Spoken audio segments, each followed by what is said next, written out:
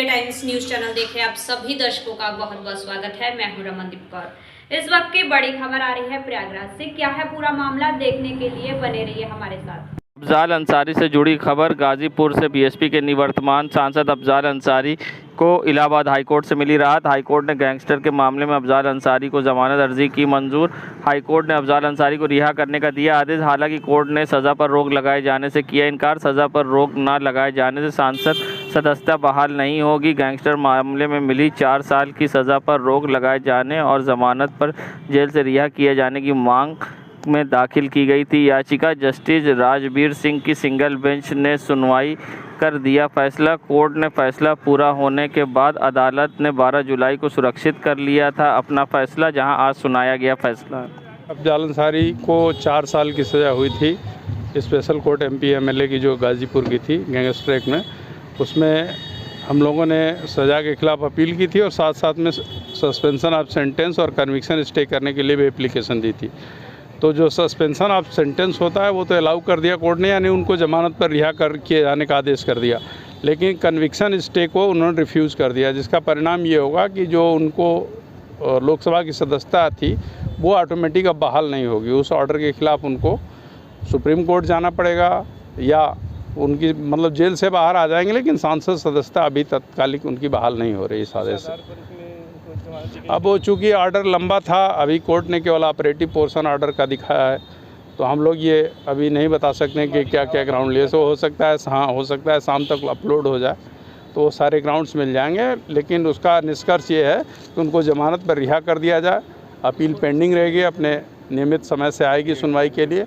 बहरहाल conviction stay करने की जो हमारी प्रार्थना थी, जिससे उनकी संसद सदस्यता वापस आ सकती थी, उसको कोर्ट ने स्वीकार नहीं किया।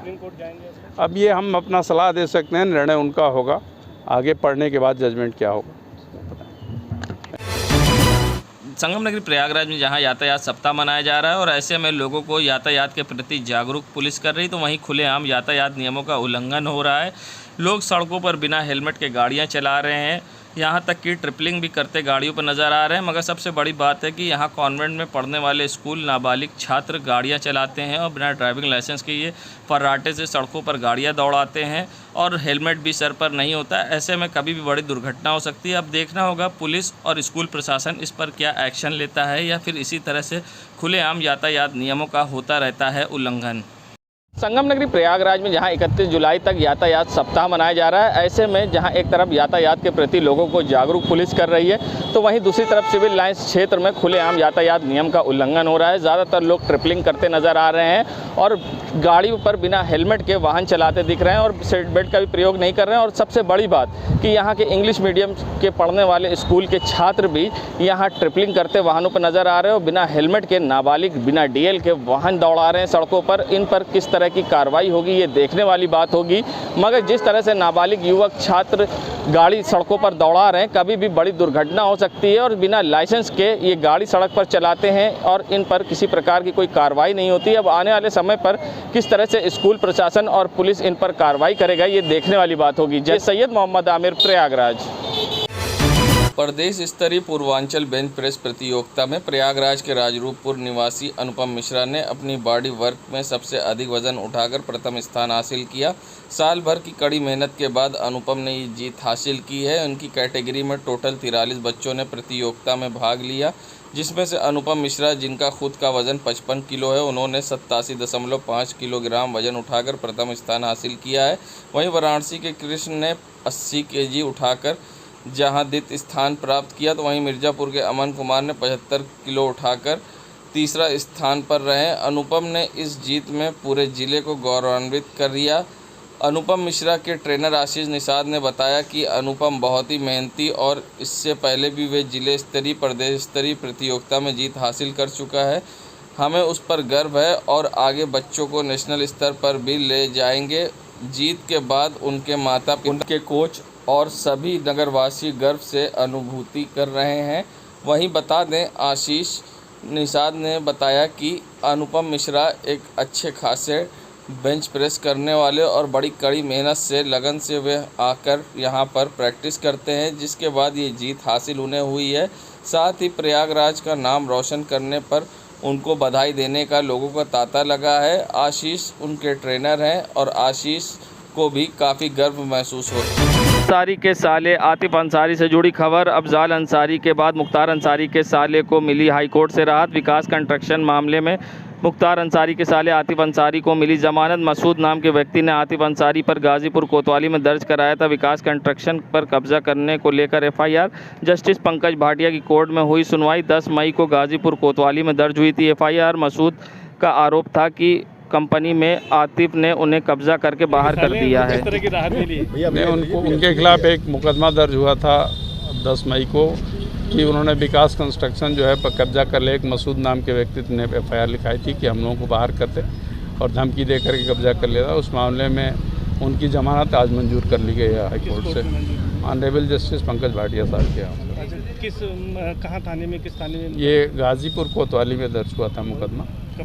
ये आरोप ये था कि साहब 2008 से हम उस विकास कंस्ट्रक्शन में, हमारा विकास कंस्ट्रक्शन था जिसको इन लोगों ने हमें बाहर करके खुद कब्जा कर लिया। इसमें पार्टनर थे पूरे में? हाँ, मसूद का कहना था कि वो वही उन्होंने फर्म बनाई थी जिस पे इन लोगों ने कब्जा कर लिया था। कोर्ट ने कहा कि 12 साल बाद आप, ये सिविल नेचर का मुकदमा है, आप जो है मुकदमा, यही तर्क था हमारा, कोर्ट ने इसको स्वीकार किया। फिलहाल अभी वो लखनऊ के जेल में रिहा हो जाएंगे इनके पास या अभी कोई मुकदमा? अब मुझे जानकारी नहीं कि क्या कोई और मुकदमा उनके ऊपर है कि नहीं है। बहरहाल आज एक केस में उनकी जमानत मंजूर होगी।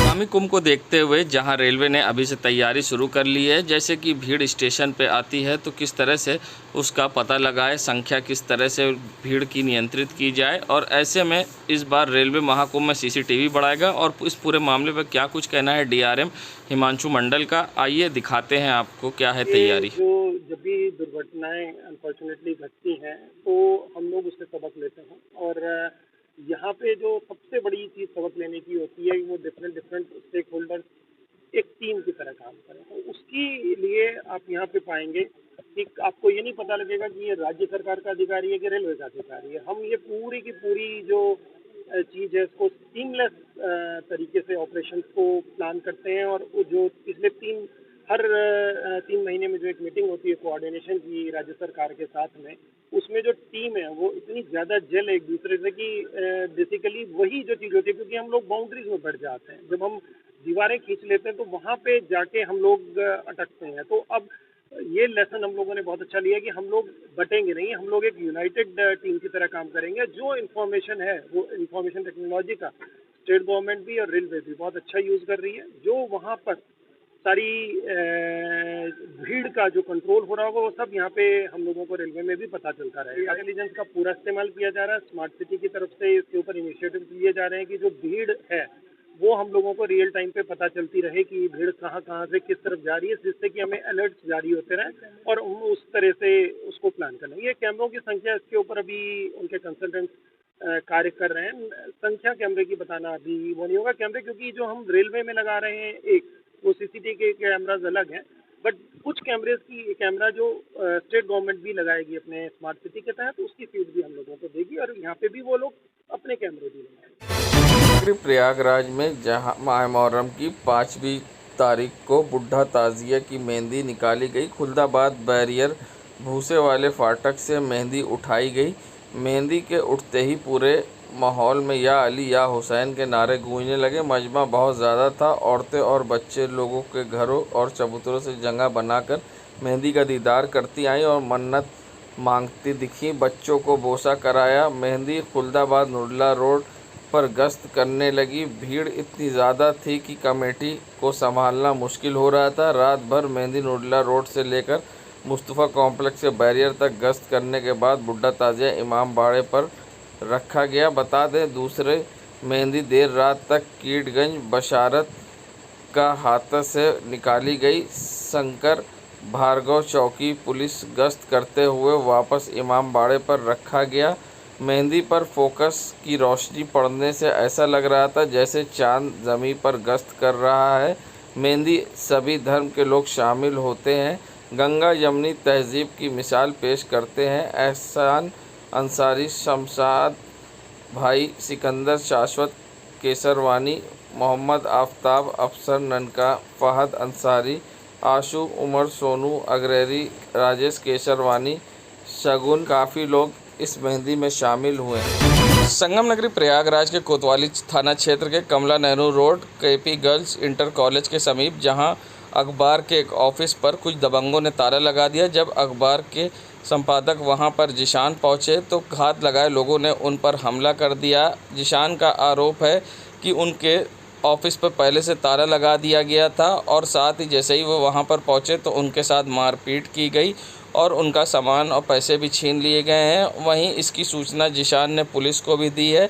वहीं कोतवाली में जहां जिशान ने अपनी एफआईआर के लिए तहरीर दी है, वहीं इस पर अभी तक कोई कार्रवाई नहीं हुई है। जिशान का कहना है कि दूसरे विपक्ष के लोग भी कोतवाली पहुंचे हैं और उनके ऊपर साजिश के तहत एफआईआर दर्ज कराने की कोशिश हो रही है। वहीं पत्रकार ने अब न्याय की गुहार लगाई है। वहीं पीड़ित पत्रकार का आरोप है कि उसके ऊपर जहां जानलेवा हमला हुआ है, ना ही उसका मेडिकल पुलिस ने करवाया है।